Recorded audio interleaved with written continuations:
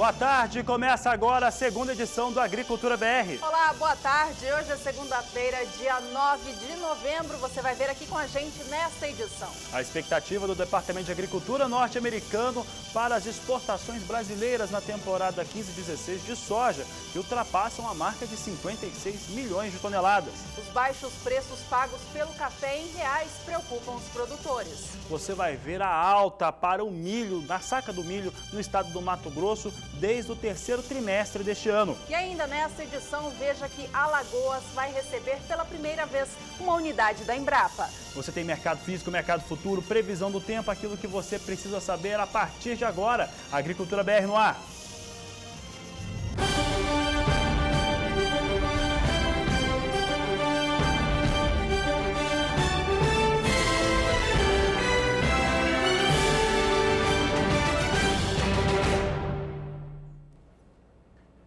Agricultura BR começando nesta segunda-feira, edição do meio-dia. Seja muito bem-vindo. A gente começa falando sobre o mercado futuro da soja, que hoje vem em alta lá em Chicago. Vamos acompanhar então o que acontece por lá neste momento. Referência para os negócios aqui no Brasil, nós temos soja em Chicago subindo. E no mais curto prazo, posição de novembro, negociada a $8,75 o bushel, alta de 0,43% para essa posição, 1 cento de dólar abaixo do valor máximo negociado nesta segunda-feira. Janeiro vem com negócios a $8,70 mais 75 o bushel, alta de 0,40%. Março, $8,72 o bushel, alta de 0,28%. E maio, $8,77 por bushel, uma alta de 0,25%. Posições em alta no mais curto prazo, ainda distante da marca de $9 por bushel. Os Estados Unidos estão em momento de colheita e tem muita soja nos Estados Unidos, isso pressiona os preços. Bom, aqui no Brasil, hoje o dólar também vinha em alta até há pouco, alta em relação ao fechamento da última sexta-feira, quando a moeda americana fechou a semana aqui no Brasil valendo R$ 3,76. Vamos acompanhar os negócios de hoje, então? Veja com a gente aqui as negociações para o dólar no Brasil. A alta é de 0,93% neste momento, com a moeda americana sendo negociada a R$ 3,79 mais 7, se aproximando mais uma vez da marca de R$ 3,80. Olha, vimos os dois elementos aí que formam o preço da soja no Brasil. Um outro fator importante é relacionado à demanda e à pouca oferta que tem de soja no país. Isso tem dado uma certa sustentação nos valores. Ainda hoje será assunto aqui do Agricultura BR, porque antes nós vamos falar sobre exportações de soja, tanto dos Estados Unidos quanto do Brasil. E olha só, temporada 14-15, ainda para as vendas de exportações do Brasil, ainda não terminou. Aqui no Brasil, de acordo com os dados da Secretaria de Comércio Exterior, a temporada 14-15 já tem mais de 52 milhões de toneladas que foram exportadas, 52 milhões e 200 mil toneladas, o que mostra que já exportou mais, as traders que operam no país, já exportou quase 1 milhão e 400 mil toneladas a mais do que a meta da Conab. A meta da Conab é de 50 milhões e 800 mil toneladas. Agora, para a temporada 2015-2016, o Departamento de Agricultura americano mostra uma situação diferente, mostra uma exportação brasileira, uma venda internacional de soja bem mais elevada do que o dos norte-americanos, é o que você acompanha agora no Agricultura BR. Nós temos aqui a produção mundial primeiro, mostrando os maiores produtores do mundo. Esses números aqui estão de acordo com o Departamento de Agricultura americano, nesse estudo feito pela Rural Business. Então tem os Estados Unidos, 105 milhões e 810 mil toneladas, a previsão de produção total ao final da temporada 15-16 americana. Brasil chegando a 100 milhões de toneladas. Amanhã nós vamos ter divulgações de números aqui no país também. Nós vamos ter números da Conab, do IBGE sendo divulgados e aqui a Conab já estima uma safra um pouquinho maior, estima um intervalo entre 100 milhões até 101 milhões de toneladas. A Argentina deve produzir 57 milhões de toneladas, de acordo com os dados que foram apresentados pela Bolsa de Cereais de Buenos Aires, a Juliana destacava na semana passada, deve ser menor mesmo, os argentinos diminuíram as áreas de produção. Aí tem a China, 11 milhões e meio, Índia com 11 milhões de toneladas, Paraguai, 8 milhões e 800 mil toneladas, China e Índia consomem tudo que produzem. produzem. Isso tudo traz 320 milhões e 500 mil toneladas de soja. Agora, entre os grandes exportadores, aí que vem a questão. E nós vamos mostrar agora que a expectativa do Departamento de Agricultura dos Estados Unidos é que o Brasil exporte muito mais soja. Se 53 milhões de toneladas que o Brasil deve alcançar até o final do ano, até dezembro, já é bastante soja, ano que vem deve superar essa marca. É o que nós vamos ver nessa outra análise gráfica. Você tem aqui Brasil chegando até a 56 milhões 450 mil toneladas, liderando o ranking global das exportações. Estados Unidos 45 milhões 590 mil, Argentina 9 milhões 750 mil toneladas, Paraguai 4 milhões e 600, Canadá 3 milhões 850 mil toneladas. Aqui uma situação bastante clara. Brasil vem então, se isso acontecer, se for confirmado, Brasil vai confirmar então pela terceira vez na temporada 15-16 consecutiva como maior exportador mundial de soja.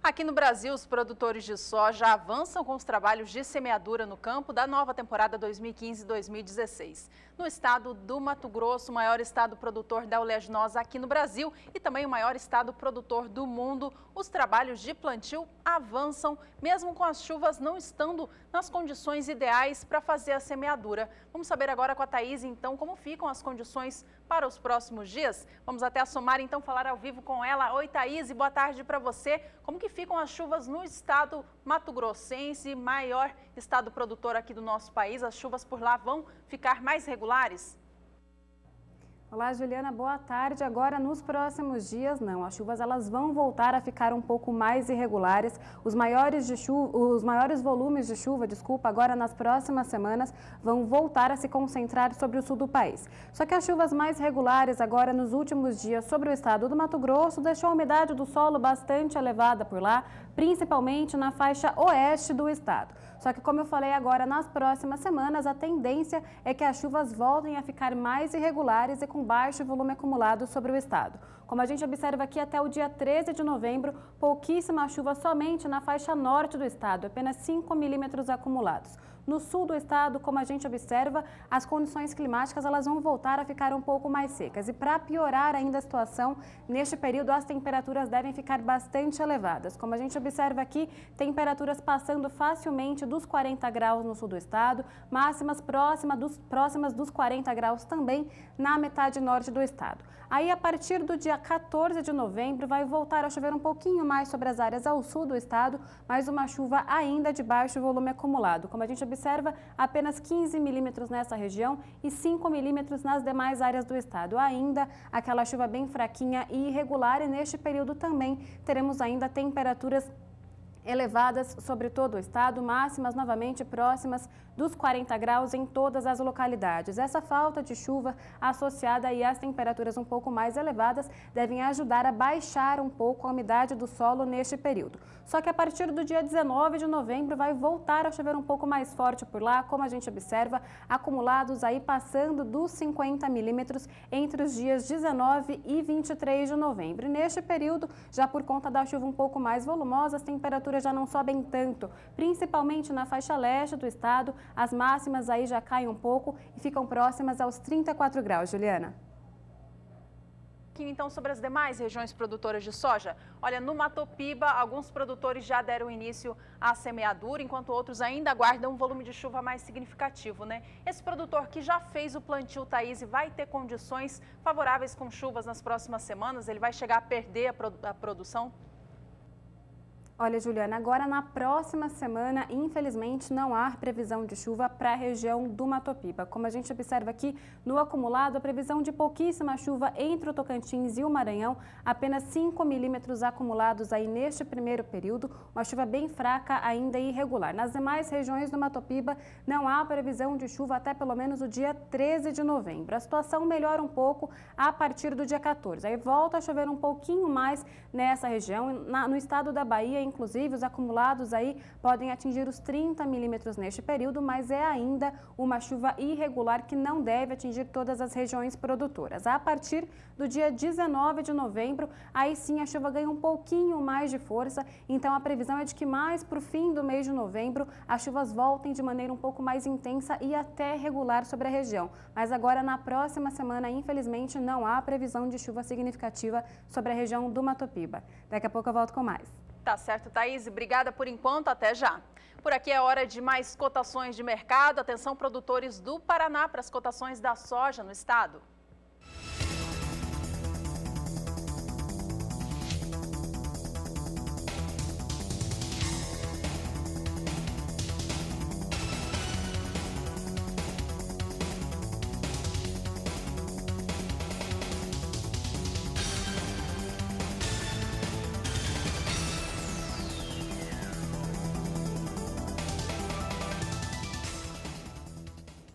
O assunto agora da Agricultura BR é o mercado internacional do trigo. Na última sexta-feira, trigo negociado em Chicago acompanhava o movimento do que ocorria em outras importantes bolsas que negociam cereal nos Estados Unidos, Minneapolis e Kansas, e fechava em campo positivo. Mas como você sabe, trigo nos Estados Unidos não tem muito motivo para subir não, isso por conta de um dólar bastante elevado. O dólar subiu mais na última sexta-feira, competitividade baixa, já volta a ter aqueles temores de que os Estados Unidos, o Banco Central, possa subir mais uma vez a taxa de juros, uma coisa que já estava descartado que pudesse acontecer em 2015, mas essas situações todas de mercado, ligado a números que foram apresentados pelos norte-americanos em relação ao emprego, por exemplo, você tinha visto no destaque aqui no Agricultura BR, tudo isso trouxe uma situação diferente. E hoje, trigo nos Estados Unidos, na Bolsa de Chicago, vinha em queda até há poucos minutos. Vamos ver como é que vem a situação. A queda continua em torno de 1%. Posição de dezembro, no mais curto prazo, perde agora 1,09%. Vem sendo negociada $5,17 mais 50 por bushel. Março é negociada $5,20 mais 75 por bushel, queda de 0,90%. Maio, $5,24 por bushel, queda de 0,89%. E julho, $5,26 por bushel, uma queda de 0,75%. Assim vem sendo negociado o trigo há poucos minutos lá na Bolsa de Chicago. Juliana.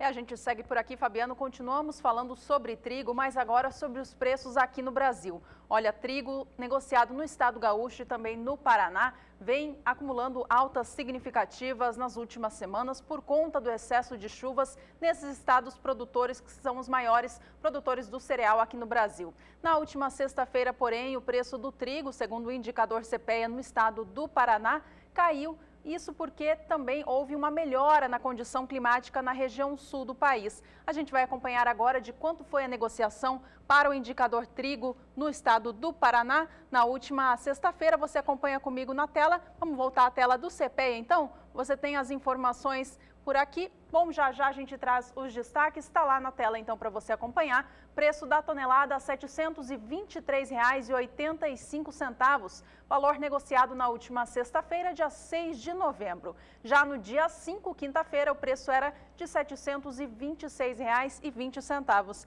A queda de um dia para o outro foi de 0,32%. Ainda assim, no acumulado do mês, preço do trigo continua registrando uma valorização de pouco mais de 0,5% aqui no Brasil, levando em consideração o estado do Paraná.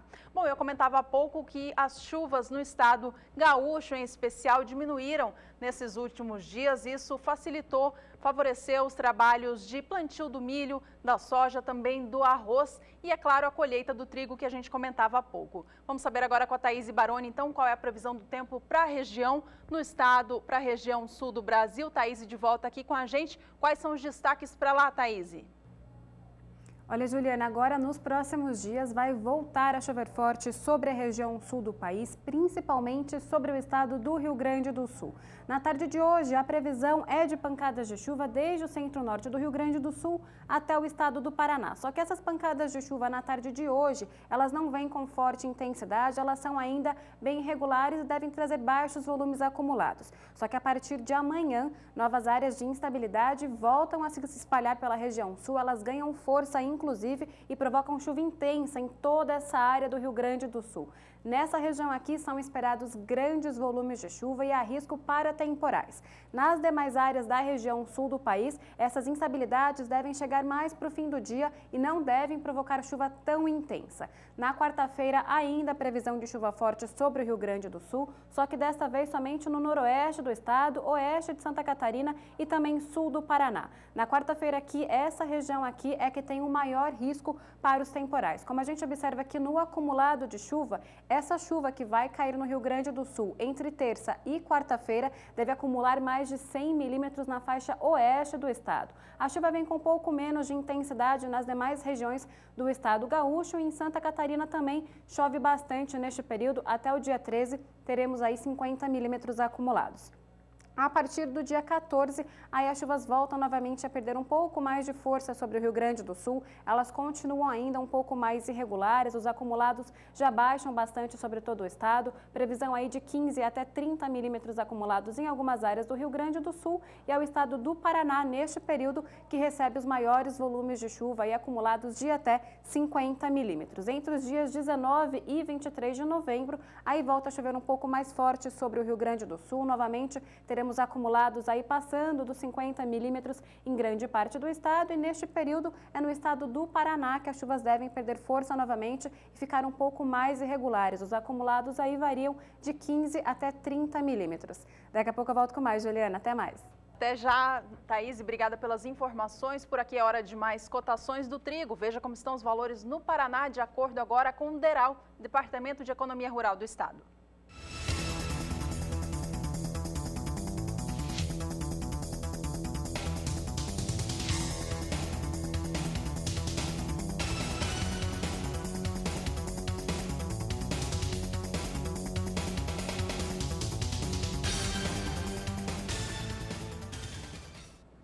Veja no próximo bloco, baixos preços pagos pelo café em reais preocupam produtores do país. E a Organização Internacional eleva em 1 milhão de toneladas o déficit global de açúcar. Assunto de ainda hoje aqui do Agricultura BR.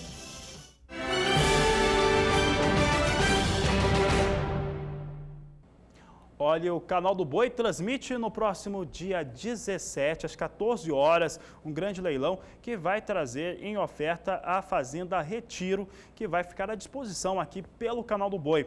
Essa propriedade, ela está localizada no interior do estado de Minas Gerais. Bom, e essa região é uma região produtora de café. Então a gente vai até Uberaba, em Minas Gerais, agora ao vivo, falar com o nosso amigo Carlos Dog, ele que tem todas as informações sobre esse grande leilão no próximo dia 17. Oi, Dog, boa tarde para você. Quais são os detalhes? Boa tarde, Juliana. Boa tarde, Fabiano. Prazer muito grande falar com vocês novamente. Olha, você falou muito bem aí, Juliana. É uma região produtora de café, é uma região importantíssima. Faz parte aqui do Cerrado Mineiro, ali no entorno dessa propriedade, Juliana, tem muitas fazendas com café. Inclusive, da propriedade até a cidade de Patrocínio, que é uma cidade aqui no Alto Paranaíba, que fica também em Alto Paranaíba, Triângulo Mineiro, 100 quilômetros, é bem próximo e as terras ali são muito boas para café. Essa propriedade é uma propriedade pequena, porque ela pertenceu a uma família muito grande que tem terra e agora ela está sendo colocada à venda. Ela não tem benfeitoria, é uma propriedade de 15 hectares apenas, mas está toda formada por pés de café. E a gente sabe que essa commodity continua tendo um preço muito bom no mercado, né? No mercado internacional principalmente, e está aí uma grande oportunidade. Mas é o que eu tenho sempre falado aqui, Juliana e Fabiano, é que às vezes a pessoa quer ter para essa propriedade, já que é uma propriedade pequena, uma outra utilidade. E a região ali, principalmente Patos de Minas, ela é destaque nacionalmente pela genética de suínos. E lá encontra-se muitas granjas de suíno, inclusive com abatedouros, né? E existe essa vocação. Então, de repente, a pessoa quer utilizar esse espaço para isso. Uma outra opção também é a pecuária de leite, que também é muito expressiva nessa região. Então, a pessoa pode também utilizar essas terras para essa finalidade. E, quem sabe, até para um confinamento, tá certo? A localização é estratégica, é uma localização muito boa. Geograficamente, ela está próxima de Uberlândia, próxima de Uberaba. A própria cidade de Patos de Minas é uma cidade muito boa, com mais de 130 mil habitantes, com universidades, uma infraestrutura muito boa, né? Da sede até o asfalto, são 10 quilômetros de terra, estrada muito boa também. A rodovia que passa ali às margens é a 365, uma rodovia muito importante para escoamento da produção, para chegar aos grandes centros. Então, é uma oportunidade muito boa.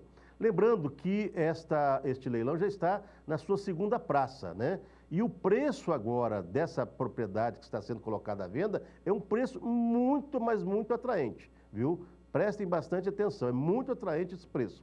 E a gente sabe que, apesar da crise econômica que o Brasil passa, nós sabemos que o setor de terras é o setor que está resistindo bravamente. Ou seja, hoje não se encontra terras baratas, não. Não se caiu o preço de terras, muito pelo contrário, né?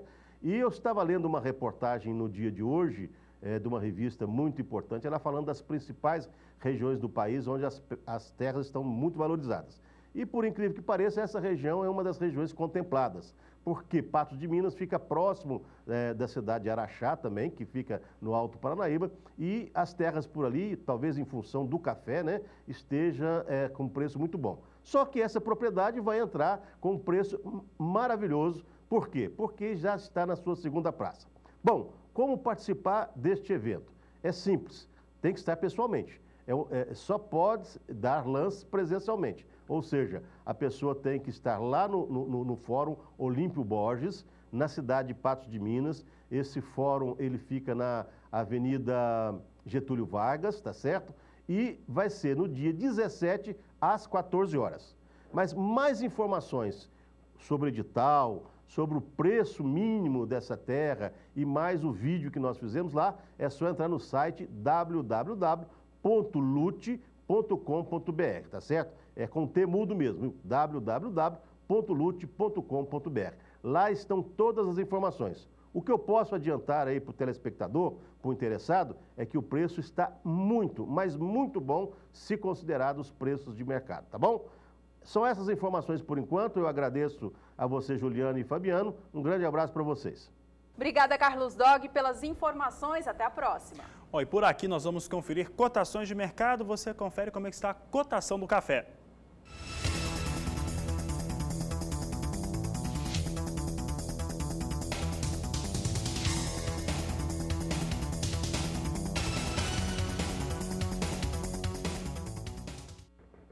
A partir de agora, você acompanha com a gente aqui no Agricultura BR os indicadores do agronegócio brasileiro. A gente começa trazendo o indicador Soja Brasil, que na última sexta-feira registrou uma leve desvalorização em relação ao valor médio nacional da última quinta. O preço médio da saca de 60 quilos ficou em R$ 75,28. A gente acompanha agora no gráfico o que aconteceu nos últimos 30 dias. Você vê que na comparação com o dia 6 de outubro até a última sexta, 6 de novembro, há uma leve alta de 0,60%, já que esse período começou com o preço médio da saca de soja sendo negociada a R$ 74,83 no Brasil.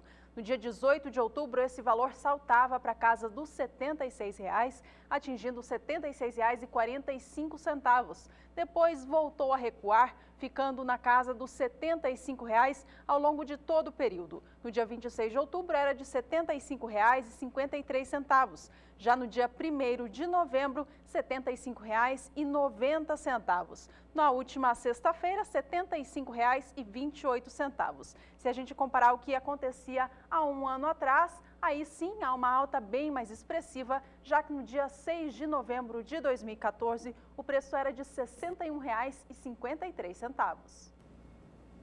E agora indicador pecuário, falando sobre o indicador boi gordo, que é feito considerando os 14 principais estados brasileiros, uma mínima máxima diária para se chegar a uma média simples. E essa média simples nos últimos 30 dias ganhou 1,36%. O valor identificado no fechamento da última sexta-feira ultrapassava a marca de R$ 144,80. É o que você confere agora no Agricultura BR, trazendo aqui o acumulado dos últimos 30 dias.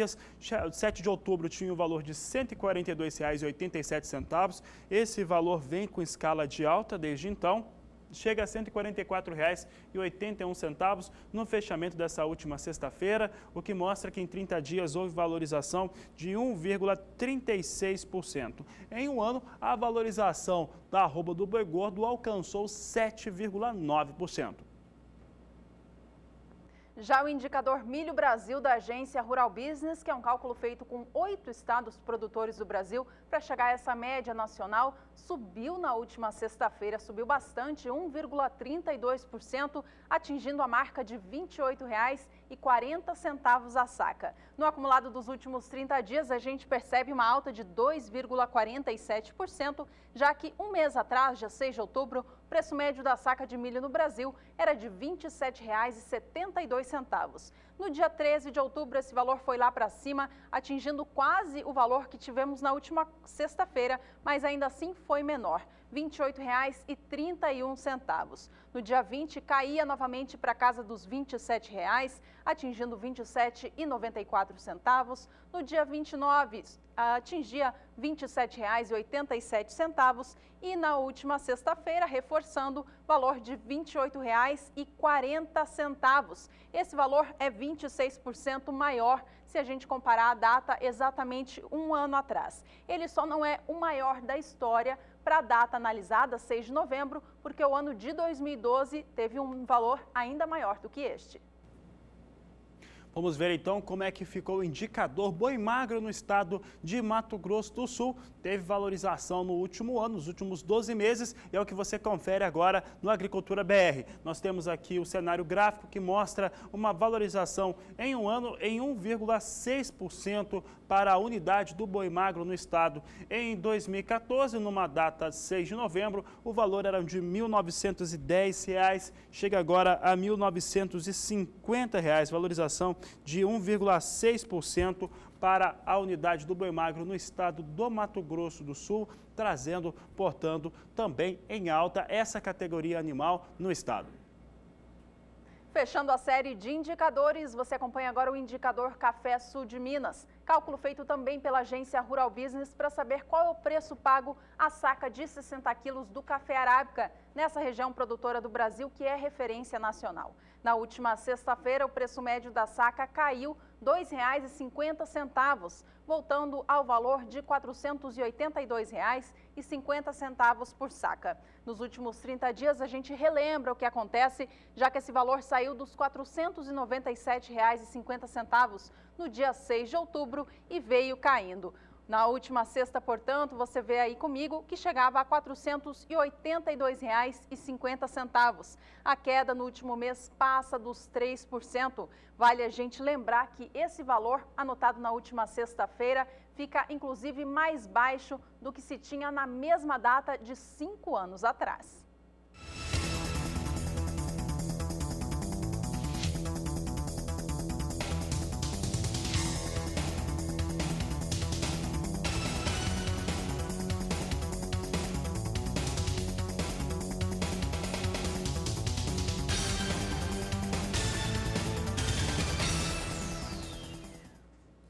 O assunto segue sendo café agora no Agricultura BR. Nós vamos trazer agora algumas informações importantes para quem acompanha esse mercado. Então, atenção, um dos fatores que tem mais pressionado os valores do café, tanto no Brasil quanto fora, tem sido a desvalorização da moeda nacional. A desvalorização do real pressionam os preços aqui no Brasil e principalmente pressionam os preços em dólar em Nova York. Os valores, com essa desvalorização monetária, faz com que os investidores, os compradores, os importadores de café considerem que é muito rentável e é muito desejável esse café aqui do Brasil, que já era porque é o maior exportador, mas principalmente na questão financeira, ele fica muito mais atraente. Somado a isso, esses investidores, eles se apropriam dessa desvalorização do real frente ao dólar. Com isso, eles baixam o preço do café lá em Nova York. Daqui a pouco você vai ver o destaque para as pontuações, as negociações na plataforma ICE Futures. Com essa situação, se tem um posicionamento de que o produtor rural em reais está recebendo um valor que é abaixo daquilo que ele desejava. E vale lembrar, esses importadores, eles têm tentado aproveitar da maior maneira possível essa situação de preço baixo e de real fraco aqui no Brasil. A situação, a grave crise econômica e também política do país tem contribuído para uma situação ruim para o cafeicultor brasileiro, mesmo quando os principais produtores de café do mundo, Brasil, Vietnã, Colômbia, mas principalmente o Brasil, passaram por problemas graves climáticos, problemas que ainda não foram solucionados. Um outro fator também determinante é que o produtor de café segue tentando vender o mínimo possível, tendo essa situação, é uma política praticamente do produtor de café vender o mínimo possível, porque os preços não estão aceitáveis, não é aquilo que ele esperava pelo café, mas ainda assim os impactos são grandes, porque a desvalorização do real somado a uma inflação extremamente alta eleva o custo de produção. E esse custo de produção está batendo na porta do produtor de café e muitas vezes, dependendo do café produzido, não está se cumprindo, se cobrindo os custos que foram colocados na temporada. E ainda mais, tem a expectativa também de que em breve a Conab vai fazer novos leilões, ampliando a oferta de café que estão nos estoques públicos do país. Por aqui você vai ver agora como é que estão os números, as negociações para o café na Bolsa Paulista. São poucos contratos negociados, mas nós trazemos aqui a informação que em dezembro tem 230 contratos com $145,55 por saca de 60 quilos. Alta agora de 1,57%. Março, 100 contratos, $149 mais 85 por saca, uma alta de 1,49%. Setembro, apenas 20 contratos a $145 por saca, alta de 0,24%, apesar de poucos contratos, sinaliza uma ligeira alta aqui no Brasil. Juliana. Fabiano, há pouco você comentava sobre a queda nos preços do café arábica, negociados na plataforma ICE Futures em Nova York, que vem em pressão bastante negativa já há um tempo. Hoje vem em leve alta, mas ainda assim a posição de mais curto prazo opera abaixo de $1,20. Vamos acompanhar os negócios então? Veja comigo agora como estão os negócios com o café arábica hoje lá em Nova York. Eles vêm recuperando em movimento de alta de cerca de 1,5% para essas posições que a gente vê em tela. Mas como eu dizia há pouco, abaixo de $1,20, o que é uma cotação bastante baixa para este mercado. A posição de dezembro vem a $1,19 mais 45 por libra-peso e sobe agora 1,44%. Posição de março vem a $1,22 mais 95, subindo 1,48% nesta segunda-feira. O café arábica para entrega em maio do ano que vem opera agora a $1,25 por libra-peso, alta de 1,33%. Essa posição opera bem próxima à cotação máxima do dia, enquanto a de julho também vem na posição próxima ao valor máximo negociado no dia de hoje, $1,27 mais 0,5 por libra-peso, movimento de alta de 1,31%.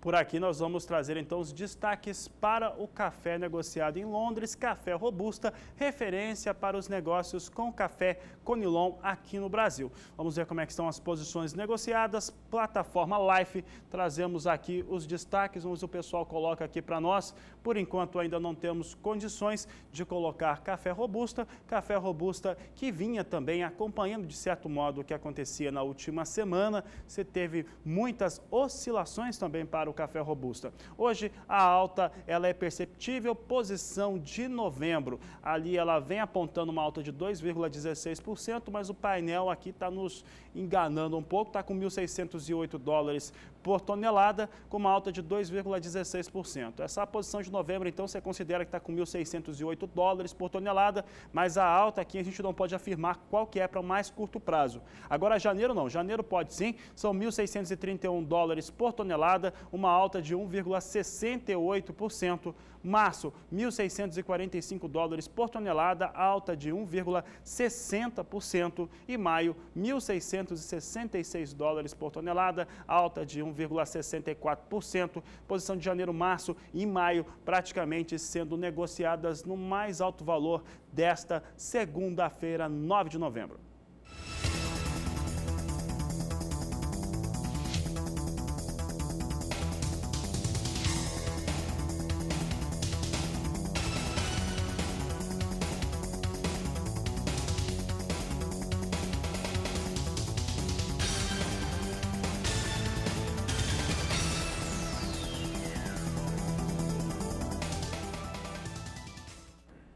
Nós vamos para mais um rápido intervalo, mas fique com a gente. Na volta tem informações a respeito do setor da cana-de-açúcar e como estão os preços do açúcar e também do etanol. Você vai ver também ainda hoje o quadro Agroações, trazendo a indústria Minerva como destaque. Minerva que vai divulgar seu relatório trimestral amanhã. Nós vamos para um rápido intervalo comercial e voltamos em instantes.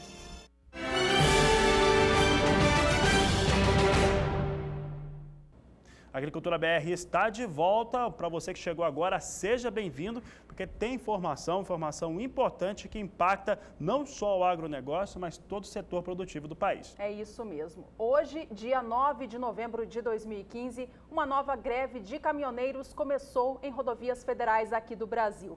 Na última semana, ou melhor dizendo, no dia 25 de novembro, o Comando Nacional do Transporte divulgou uma nota à imprensa informando que haveria essa possibilidade de greve iniciando no dia 9 de novembro hoje, e ela foi concretizada. Paralisações já foram identificadas em rodovias de Santa Catarina e também Minas Gerais. O bloqueio acontece devido à manifestação dos caminhoneiros que dizem que a greve do início deste ano, que tomou conta do Brasil em vários estados, bloqueou rodovias federais e também estaduais. Nenhuma das reivindicações do início deste ano foram acatadas pelo governo federal. Por isso, eles voltaram às ruas e pretendem sair apenas quando derrubarem o governo. E olha, essa é a promessa dos caminhoneiros, só saem com essa condição. E por aqui nós vamos trazer uma outra informação que afeta o seu bolso, porque o seu frete fica mais caro, e também, claro, esses profissionais que estão nas rodovias, porque são responsáveis por quase todo o escoamento da produção da safra brasileira, porque o Brasil tem poucos modais, utiliza poucos modais, aquaviário e ferroviário também. A Confederação Nacional dos Transportes, a CNT, fez uma avaliação da malha viária do país. E no estado do Mato Grosso, ela foi avaliada, essa malha viária, como de baixa qualidade. Quem traz as informações é o repórter Valdir Pacheco. O estado de Mato Grosso possui apenas 445 quilômetros de rodovia entre federal e estadual em ótimo estado de conservação. A constatação é da pesquisa CNT de Rodovias 2015, divulgado pela Confederação Nacional de Transporte, que analisou 4.640 quilômetros no estado.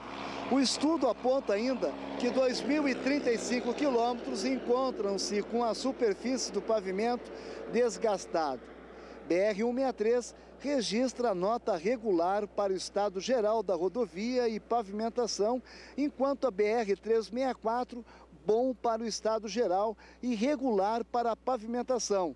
As rodovias estaduais são as que tiveram mais notas ruim e péssimo, como é o caso da MT 483 e MT 246.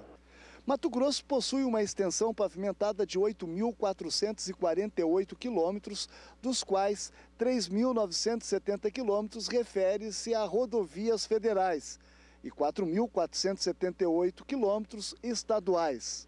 A frota veicular é de 1.749.294 veículos entre carros, ônibus e caminhões.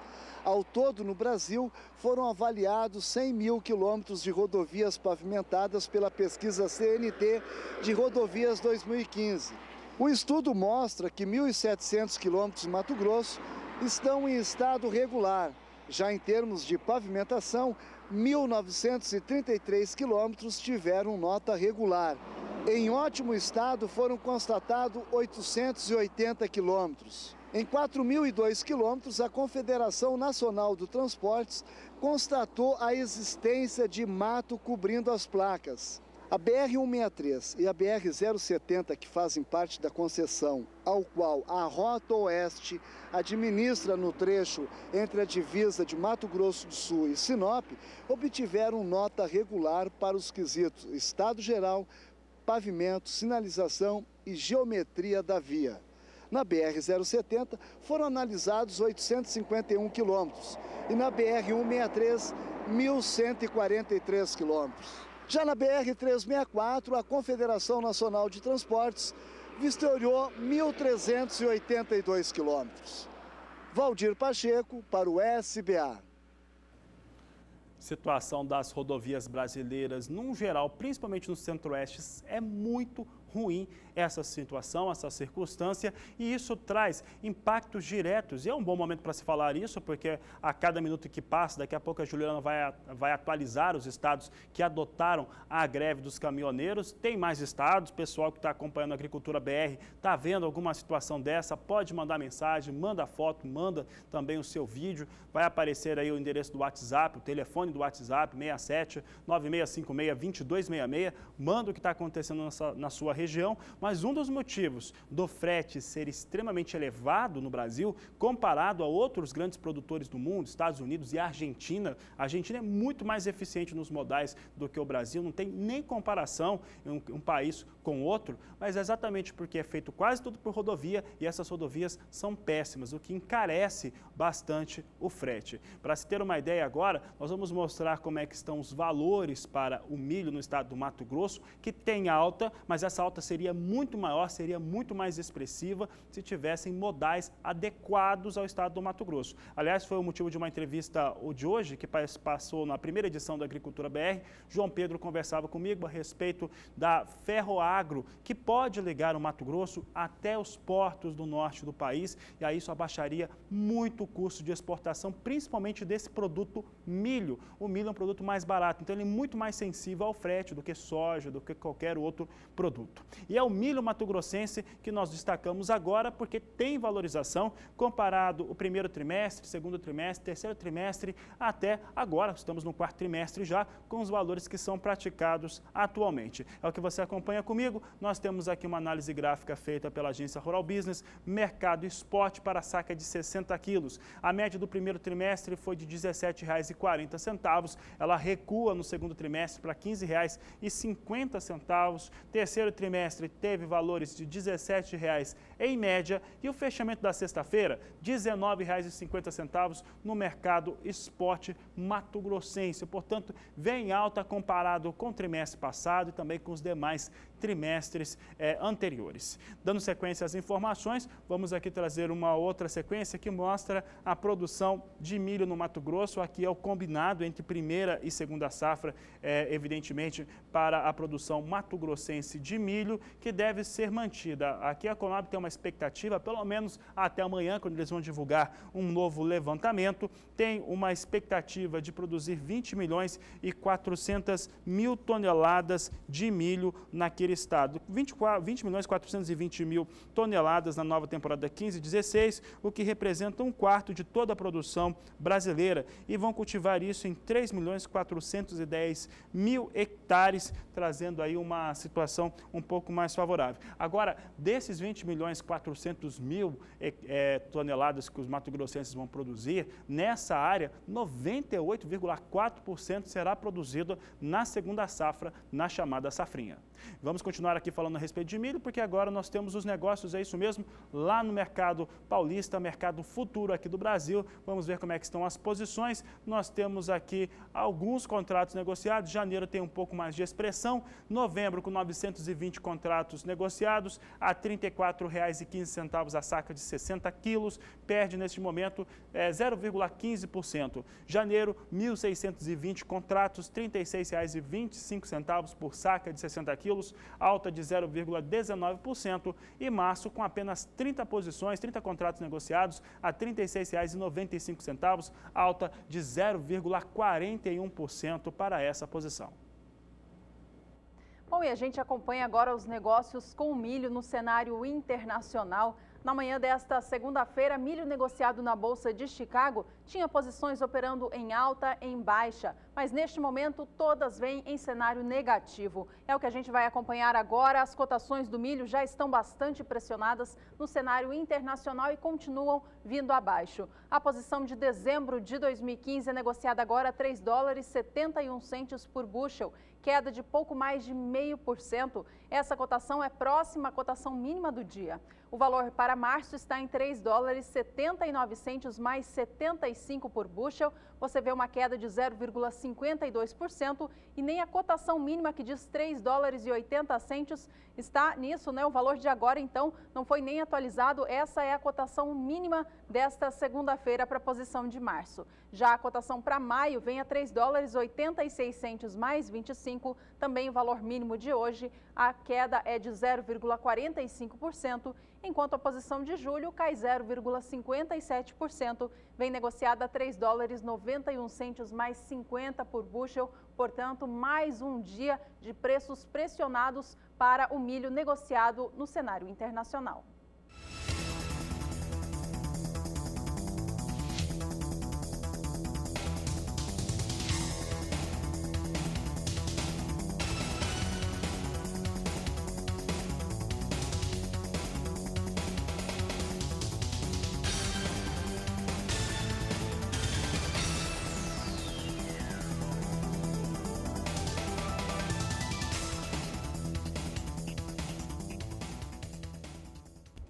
No próximo bloco tem o quadro Agroações e as ações da empresa Minerva Foods. Olha, as exportações totais do complexo soja brasileiro já atingem 67 milhões de toneladas na temporada 14-15. Assuntos de logo mais aqui no Agricultura BR.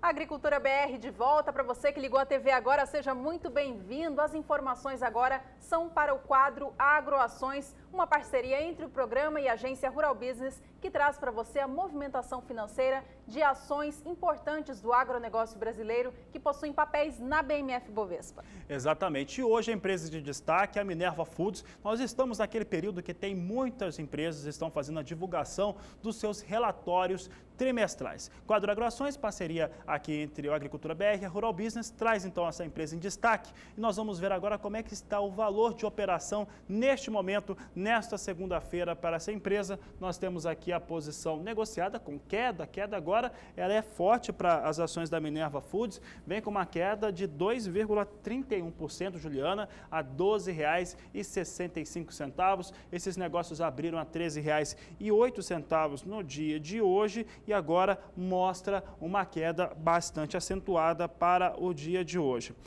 Esse é um dos principais frigoríficos, um dos 3 maiores frigoríficos que atuam no país. Tinha, pelo menos até sexta-feira passada, até a próxima sexta-feira, ele tinha nos últimos 12 meses, tinha um ganho, né, um valor nas ações aumentado em 9%. Agora já perde um pouco disso, porque está tendo aí essa queda um pouco mais elevada. A Minerva Foods vai fazer a divulgação do seu relatório trimestral amanhã, é uma das principais empresas brasileiras da indústria frigorífica e trabalha principalmente a sua atuação para as exportações, colocando em mercados internacionais o produto que é produzido aqui no Brasil. Bom, e falando em pecuária de corte, então a gente acompanha agora cotações deste mercado. Veja como estão os valores do bezerro hoje em todo o país.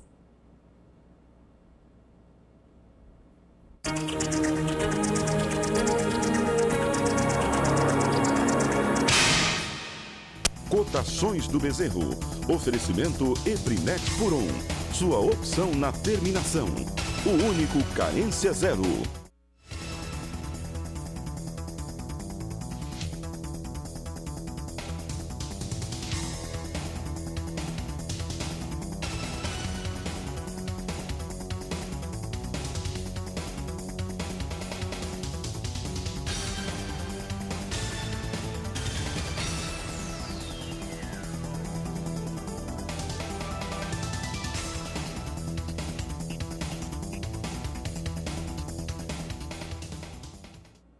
Nós voltamos a falar sobre o clima no Brasil agora aqui no Agricultura BR. Olha, o estado do Acre está bastante preocupado com o excesso de chuvas. Nos últimos 4 dias choveu o equivalente a 300 milímetros no estado, o que é uma média muito alta para essa época do ano. O governo do estado do Acre está bastante preocupado em relação aos produtores de milho, já que o milho no estado do Acre responde a 90% de toda a produção agrícola por lá. Essa é a fase de plantio e com muita chuva o adubo vai embora e a semente também não consegue germinar. Então a gente vai saber agora como fica a condição do tempo para o Acre e também para a região norte como um todo. Exatamente. Olha, por lá as chuvas estão irregulares. Em alguns estados, como Tocantins, estado do Pará, produtores que querem fazer o cultivo da soja, semeadura, estão aí esperando essas chuvas chegarem com um pouco mais de abrangência. Quem fala a respeito da previsão do tempo para a região é a Thaís Baroni, que volta ao Agricultura BR. Como é que ficam as chuvas no norte do país, Thaís? Olha, Fabiana, elas vão continuar ainda mais irregulares entre o estado do Pará e também do Tocantins. Já sobre o Acre e o oeste do Amazonas, as chuvas elas vão continuar com um pouco mais de frequência. Esse padrão foi que vem ocorrendo agora nos últimos dias. Como a gente observa aqui, a umidade do solo está mais elevada mesmo na faixa oeste da região norte do país, enquanto nas demais áreas a umidade do solo está um pouco mais baixa, principalmente entre o Tocantins e Pará, e por conta das chuvas irregulares das últimas semanas. E agora, nos próximos dias, infelizmente, este padrão não deve mudar muito sobre a região norte do país. Neste primeiro período, até o dia 13, teremos ainda as instabilidades mais concentradas sobre a faixa oeste da região, mas como a gente observa aqui, elas já voltam a perder um pouco de intensidade, acumulados de no máximo 15 milímetros. Enquanto sobre os estados do Pará e do Tocantins, chuva bem fraca agora neste primeiro período, como a gente observa, apenas 5 milímetros acumulados neste primeiro período e nos próximos 5 dias. A partir do dia 14, volta a chover um pouco mais nas regiões mais ao sul do estado do Tocantins, enquanto que no estado do Pará teremos chuvas ainda bastante irregulares. Sobre o Acre, oeste do Amazonas e também Rondônia, chuvas ainda também bem fraquinhas neste período, não há previsão de acumulados muito significativos de chuva. Aí a partir do dia 19, sim, volta a chover um pouco mais em algumas áreas da região norte do país. O estado do Pará e do Tocantins pode ter aí 50 milímetros de chuva acumulados neste período. No Acre continua chovendo um pouco menos, volta a chover um pouco mais também em Rondônia, no oeste, no leste do Amazonas e também em Roraima. Mas os maiores volumes de chuva neste período se concentram mesmo entre leste do Pará e estado do Tocantins. Juliana. Tá certo, Thaís. Em relação ao nordeste do país, por lá o clima é bastante seco já há um bom tempo. Você tem trazido esse destaque aqui pra gente. Como que fica a condição climática para lá nos próximos dias? Nas próximas 2 semanas, as chuvas ainda vão ser mais irregulares sobre a região nordeste. A previsão é de que mais para o fim do mês volte a chover um pouco mais em algumas áreas da região. Como vocês disseram, chuva bem irregular agora na região nordeste nas últimas semanas. Solo da região ainda bastante seco, baixíssimos níveis de umidade do solo e agora na próxima semana, infelizmente, este padrão deve continuar. Até o dia 13, previsão de pouquíssima chuva sobre a região nordeste, acumulados baixíssimos apenas no estado do Maranhão. Já a partir do dia 14, volta a chover um pouco mais, principalmente sobre o estado da Bahia. No sul da Bahia, podemos ter aí 70 milímetros acumulados entre os dias 14 e 18 de novembro, nas regiões mais ao norte do estado, sul do Piauí e também do Maranhão. Chove um pouco mais neste período, mas embora os acumulados sejam bastante elevados sobre o estado da Bahia, a chuva é ainda irregular e não deve atingir todas as localidades. Aí, a partir do dia 19 de novembro, aí sim, a chuva ganha ainda mais força sobre as regiões, sobre alguns estados da região nordeste, vai voltar a chover um pouco mais sobre o sul do Piauí, Maranhão, o estado da Bahia aí recebendo acumulados entre 50 e 70 milímetros neste período. Volto com vocês aí no estúdio. Tá certo, Thaís, obrigada pelas informações. Já já ela volta com outros destaques pelo Brasil. Por aqui é mais um destaque agora da região norte e nordeste do país. Depois de Tocantins ter recebido a notícia de que vai receber uma sede da Embrapa, desta vez foi o estado de Alagoas que soube na última semana que também vai ter uma unidade da empresa. Esta informação foi dada na última quinta-feira, quando a ministra da Agricultura, Cátia Abreu, fez o anúncio da instalação dessa Embrapa lá nesta região do país. Esta informação foi bastante comemorada pelo setor, que agora vai poder contar com informações tecnológicas e também suporte técnico para desenvolver a produção local.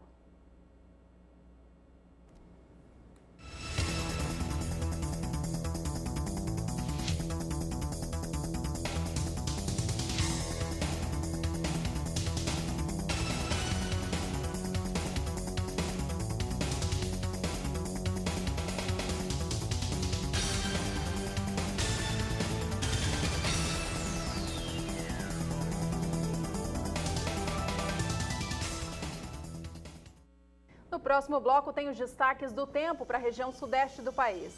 Olha, o complexo soja brasileiro já exportou, somando os 3 produtos, mais de 67 milhões de toneladas. Assunto de logo mais do Agricultura BR.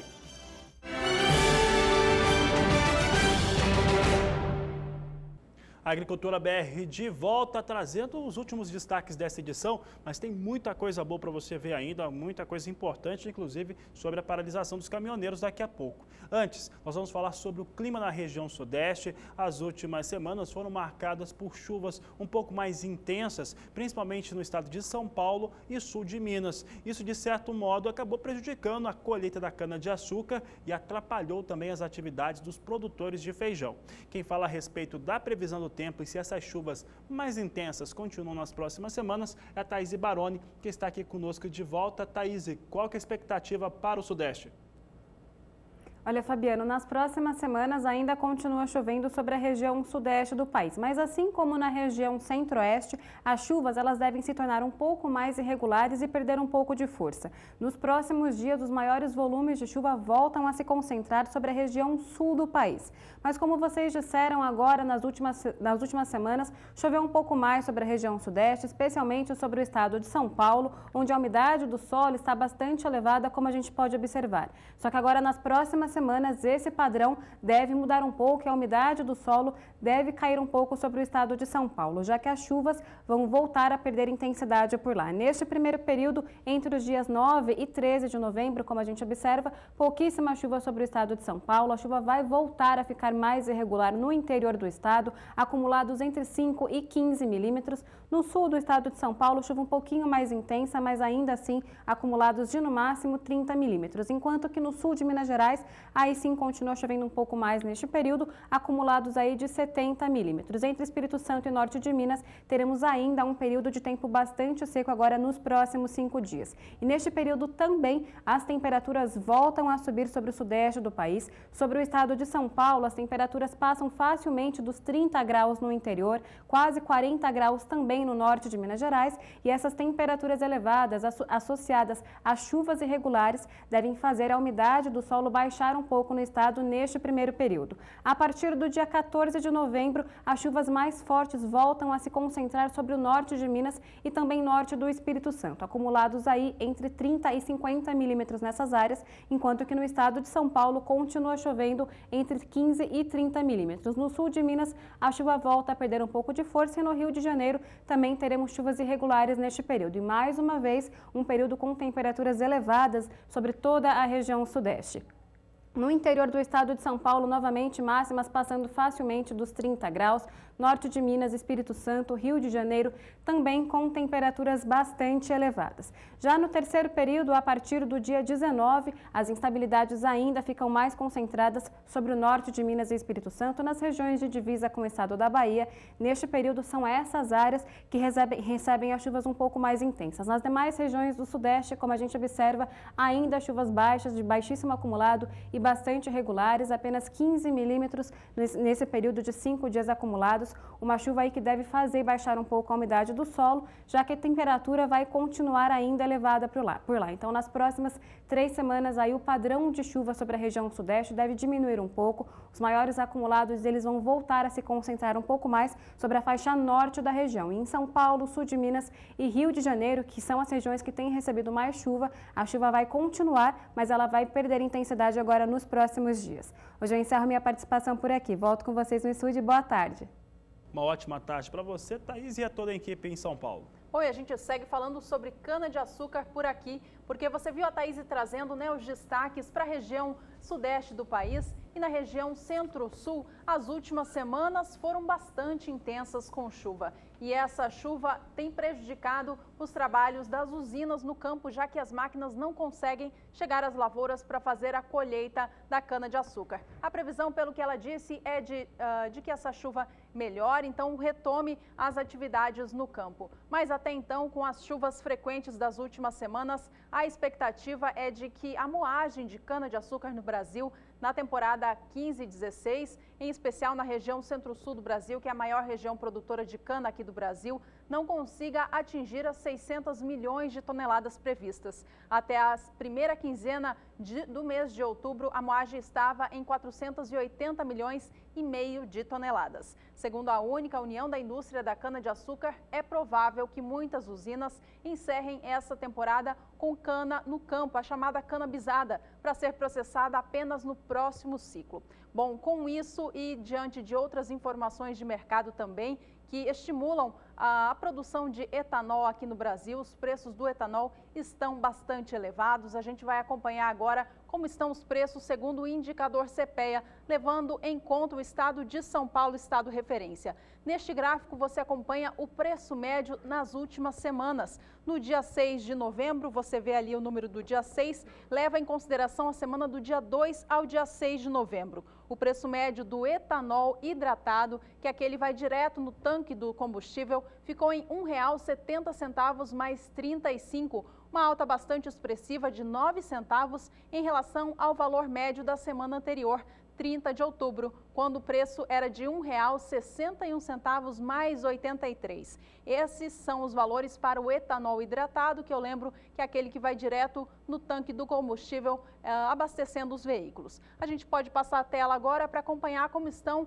os negócios com etanol anidro, que é o etanol adicionado à gasolina, que também abastece os nossos carros. Este valor também vem em alta, levando em consideração o mercado paulista. Você vê na semana do dia 2 ao dia 6 de novembro, o preço médio atingindo R$ 1,90 mais 92, uma alta bastante expressiva de mais de 10 centavos, na comparação com a média notada na semana anterior, que ficou em R$ 1,78 mais 89 por litro de etanol. Bom, os preços do etanol seguem em alta aqui no Brasil, em especial diante da competitividade que ele tem frente ao preço da gasolina, que, de acordo com as últimas informações, no mês de setembro, foram elevados, com a Petrobras elevando o preço do combustível nas refinarias, que também foram repassados ao consumidor. Bom, a gente continua falando sobre este setor sucroalcooleiro agora, mas falando a respeito do outro derivado da cana-de-açúcar. Você já viu como estão os preços do etanol aqui no Brasil em alta e, diante disso, a moagem da cana-de-açúcar aqui no país tem sido mais alcooleira diante dessa valorização. E agora a gente fala um pouquinho sobre o mercado do açúcar. Olha, o que tem acontecido é de que o mercado espera por um déficit global de açúcar na temporada 2015-2016. Essa informação não é nova, ela já corre no mercado desde agosto deste ano. Mas a novidade é que na última semana, a Organização Internacional do Açúcar, que já havia estimado uma falta de 2,5 milhões de toneladas de açúcar no mundo nessa nova temporada, aumentou em mais 1 milhão de toneladas essa sua expectativa. Por ela, agora deve haver falta de 3,5 milhões de toneladas de açúcar no mundo na temporada 2015-2016. Com isso, os preços do açúcar no cenário internacional na última quinta-feira, aliás, sumiram bastante. Na sexta-feira recuaram um pouco, mas ainda assim o preço do açúcar vem em movimento de alta há alguns meses no cenário internacional. diante dessa expectativa do mercado de haver menos produto. A gente vai acompanhar agora um pouquinho então sobre o que acontece hoje com o açúcar lá em Nova York, e ele recua diante da alta forte que teve na última semana, diante das informações passadas de aumento de mais de 1 milhão de toneladas no déficit global. A posição de março de 2016 opera agora a 14 centes de dólar mais 10 por libra peso, com queda de 2,48%. Maio vem a 13 centes de dólar mais 79, cai mais de 2% também. A posição de julho, 13 dólares 57 centes por 13 centes de dólar, mais 57 por libra peso, queda de 2,23%. Enquanto isso, o açúcar negociado em Nova York para outubro vem a 13 centes de dólar mais 63 por libra peso, queda de 2,22%. Bom, apesar de a gente ver o açúcar operando em baixa hoje, vale a gente lembrar que ele vem recuperando patamares desde agosto deste ano, quando era negociado a 10, 11 centes de dólar. Então, aos poucos, eles vêm recuperando o patamar de 13, 14 centes de dólar, que é um patamar melhor considerado pelo mercado.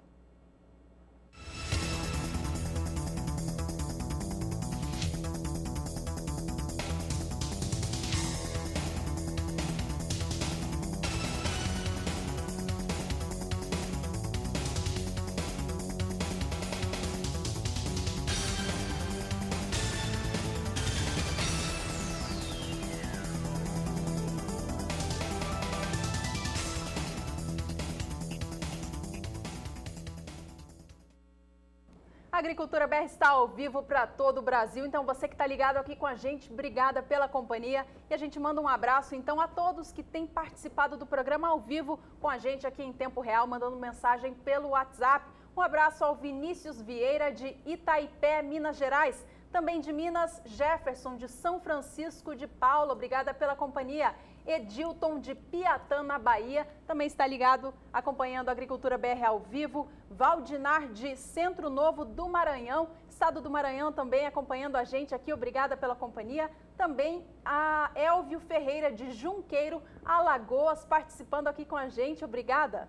Bom, também tem o Iliandro de Três Corações, cidade famosa, interior de Minas Gerais. E também tem o Cláudio Marques, caminhoneiro de Colinas, no estado de Tocantins. Há pouco a Juliana falava a respeito do que vem acontecendo em relação à greve, o movimento de greve, os estados que estão sendo afetados. Parece que tem mais estado, Paraná também aderiu, Tocantins também está com greve, e o Cláudio Marques filmou e mandou para nós aqui no Agricultura BR o que vem acontecendo por lá, estado do Tocantins, BR 153, onde foi feito esse vídeo há poucos minutos, a participação do Cláudio Marques, que está acompanhando conosco. Tem muita gente acompanhando o Agricultura BR neste momento e também próximo às rodovias onde estão acontecendo as paralisações. Portanto, você pode mandar aqui para o Agricultura BR, uma maneira de mostrar a realidade.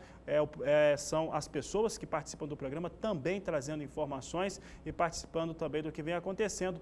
Traz impacto sobre todas as áreas produtivas, a greve dos caminhoneiros que não se sentem atendidos com a primeira paralisação. É bom lembrar que na primeira paralisação que teve dos caminhoneiros, os estados aderiram e quando aderiram, parou, por exemplo, tinha pouca soja para exportar ainda, mas praticamente paralisou as atividades no mês de fevereiro deste ano de 2015. Bom, a gente segue com o programa trazendo para você agora mais cotações de mercado. Acompanhe.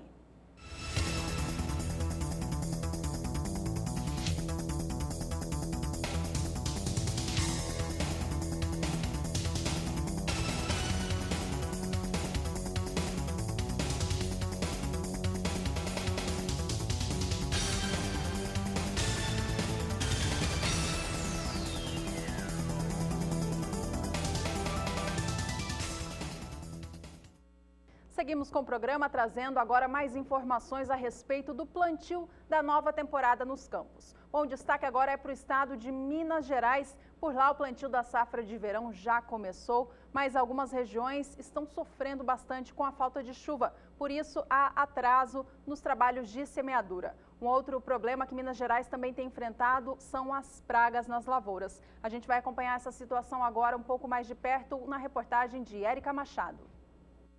A Federação da Agricultura de Minas Gerais enviou comunicado ao Sindicato dos Produtores alertando sobre as principais doenças e espécies invasoras que podem prejudicar a safra 2015-2016. Em nota, a FAENG destaca a ferrugem asiática da soja, que já está presente no país e pode ter ocorrência intensificada caso haja aumento de umidade, trazida pelo El Niño. Segundo este engenheiro agrônomo, apesar dos riscos, os produtores estão mais prevenidos contra a doença. Ela já foi uma doença que causou grandes problemas no passado. Hoje em dia, os produtores já estão bem mais conscientes em relação à ferrugem e já ficam mais atentos à época de controle e tomando algumas atitudes, como plantio de variedades com ciclos menores. E não só a ferrugem asiática preocupa. Os produtores devem estar alerta às novas pragas que até então eram consideradas exóticas no país. A FAENG cita 2 insetos e uma planta daninha que já foram vistas no Mato Grosso, Ceará e Rio Grande do Sul e podem chegar a outras regiões produtoras. A planta daninha é a Amaranthus palmeri, presente há anos nos Estados Unidos. Estudos apontam que uma elevada população dessa invasora pode gerar queda na produtividade em até 91% para o milho, 79% da soja e 77% no algodão, por exemplo.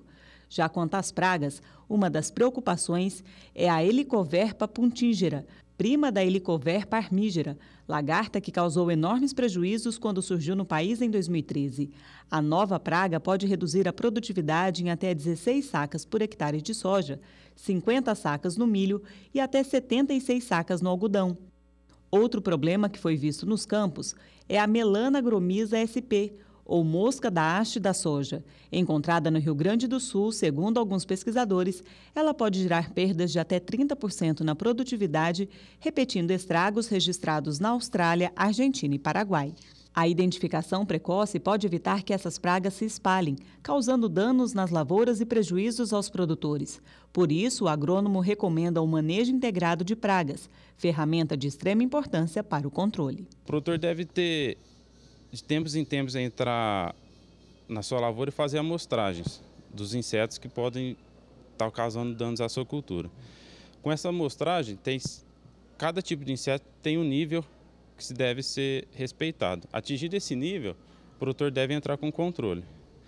Se não atingir esse nível, o produtor pode esperar um pouco sem precisar entrar com um controle químico, por exemplo. A tendência é que aumente um pouco o plantio esse ano, mas vamos aguardar os dados que vamos estar levantando para afirmar com certeza. Érica Machado para o SBA.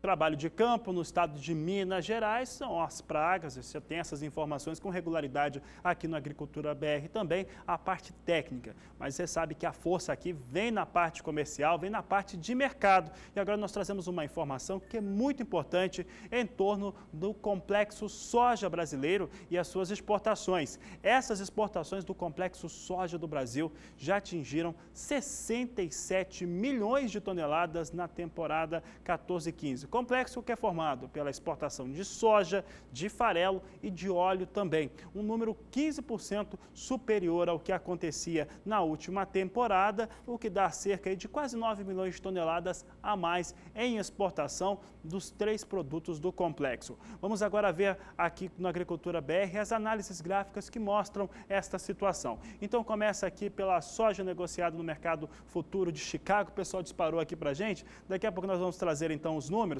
Mas antes, você tem aqui então soja em Chicago, $8,75 mais 50 por bushel, uma alta de 0,48%.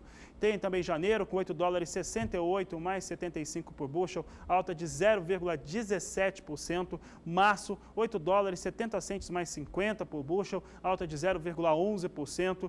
E maio com $8,75 mais 25 por bushel, alta de 0,05%. Essa posição praticamente estável em relação ao fechamento de sexta-feira. Esse aqui é a soja no mercado futuro. Vamos agora mostrar então as análises gráficas da soja. Daqui a pouco a gente vamos mostrar como é que está o dólar negociado, mas vamos voltar então aqui para a situação das exportações brasileiras do complexo soja, e eu falava que essas exportações atingiram 67 milhões de toneladas. E é o que você confere agora comigo. Nós temos aqui o combinado entre os 3 produtos de janeiro a outubro, soja, farelo e óleo, chegando a 67 milhões de toneladas, traz uma forte ampliação nos últimos 5 anos, de 54,4%. 2014, o volume exportado foi de 58 milhões e 300 mil toneladas, o que mostra agora que são 8 milhões e 740 mil toneladas a mais. Esse número representa 15% em cima daquilo que se tinha no ano passado em relação às exportações brasileiras do complexo soja. Dando sequência às informações aqui das exportações brasileiras, nós vamos trazer agora os produtos em separado. Nós temos aqui informações a respeito do que acontece com soja, com farelo e também com óleo. Então vamos acompanhar agora os números em relação a um desses produtos. Nós temos aqui a soja de janeiro a outubro. Você vê aqui que já foi confirmado pela Secretaria de Comércio Exterior 52 milhões 150 mil toneladas entre janeiro e outubro. A meta de exportação da Conab era de janeiro a dezembro 50 milhões e 800 mil toneladas. Esse número então ficou para trás já há bastante tempo. Então você tem aqui uma exportação muito forte de soja. A soja exporta muito bem, deve chegar a 53 milhões de toneladas nesta temporada. E temos também outros produtos como o farelo, que também teve um impacto bastante forte. Olha como o farelo sobe em relação às exportações de 5 anos. Em 5 anos amplia em 11,4%, chega a 13 milhões 560 mil toneladas no acumulado de janeiro a outubro, em cima de 11 milhões 870 mil toneladas que se tinha no ano de 2014, portanto, vem com uma ampliação bastante forte o farelo de soja também. Já o óleo de soja é aquele que sobe menos em relação a 5 anos, não tem tanta expressão, mas subiu também se comparado ao ano de 2014. Vejam só os números, você teve em 2014 aqui as exportações de óleo de soja brasileiro em 1 milhão e 10 mil toneladas de janeiro a outubro e agora em 2015, 1 milhão 280 mil toneladas de soja que foram exportadas pelas tradings que operam no país. Portanto, somando os três aqui produtos, chegam a 67 milhões de toneladas, quase 9 milhões acima do que se tinha exportado no ano de 2014, no acumulado de janeiro até outubro dos anos de 2014 e 2015, uma exportação recorde para o complexo soja do Brasil. Você viu ali logo no começo, o pessoal colocou como é que estão os negócios com soja em Chicago, é um dos elementos que formam o preço da soja aqui no Brasil. Os números vêm com ligeira alta, algumas posições praticamente estáveis em relação ao fechamento de sexta-feira. Produto que forma preço no Brasil e o outro é o elemento dólar. Vamos ver como é que está a moeda americana. Moeda americana com alta expressiva, 0,95% de alta, chega a R$ 3,79 mais 8, ainda abaixo dos R$ 3,80 na negociação do dólar comercial.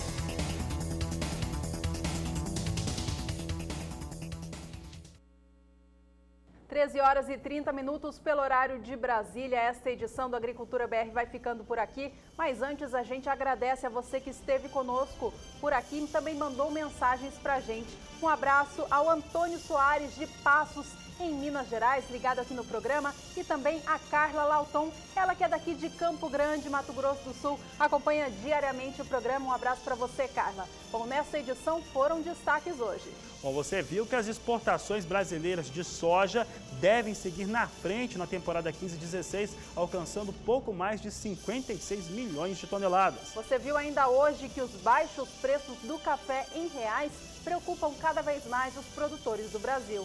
As exportações brasileiras do complexo soja na temporada atual, de janeiro até outubro, já totalizaram 67 milhões de toneladas. E ainda, Alagoas vai receber uma unidade da Embrapa. Bom, nós ficamos por aqui. Tenha uma ótima tarde. Este é o Agricultura BR. A inteligência e a transparência do agronegócio sempre com você. A todos uma ótima tarde e até mais.